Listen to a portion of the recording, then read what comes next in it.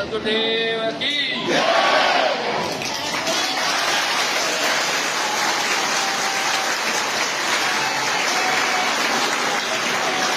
आपके ध्यान में ही दिव्य दृष्टि है, इसी ध्यान को सुरक्षित समाधि कार्य पुनः धर्म मिला बाहर की दुनिया दिवस लगी। आप कहाँ अपना मन लगा देंगे? आपको याद रखना, सुमरण के अलावा जो कुछ है का हमला समझ में आएगा, मैं क्या हूँ समझ में आएगा। पलट वजूद में अगर विश्राम में और मौजूद तो समझ आए।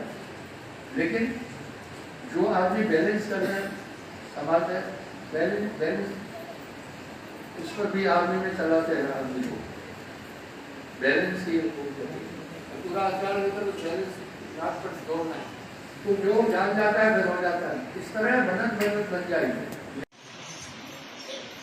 अब बाहर के पट्टी नॉन वाले इंद्रियों मूलाधार चक्र, शेषन इंद्रिय, मुंह, दोरास्ता, भूकाम, ये भटकाती है। इसको आपके ध्यान को, आपका ध्यान इसी में भटकता है, ये इंद्रियां भटकाती हैं। फिर चार अंतःकरण की सूक्ष्म इंद्रियां, मन, बुद्धि, चित्त, अहंकार, ये भी बाहर है।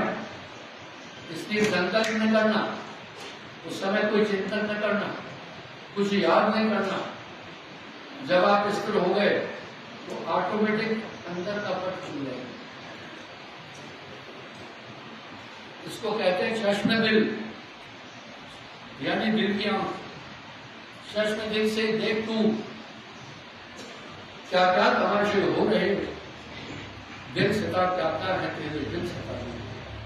ये है बाहर के पट बनकर भीतर के पट को, तब आत्मा समझ में आएगी। मन, बुद्धि, चित्त, अहंकार का हमला समझ में आएगा, मैं क्या हूं समझ में आएगा। पलट वजूद में अगर विश्राम है और मौजूद तो समझ आए।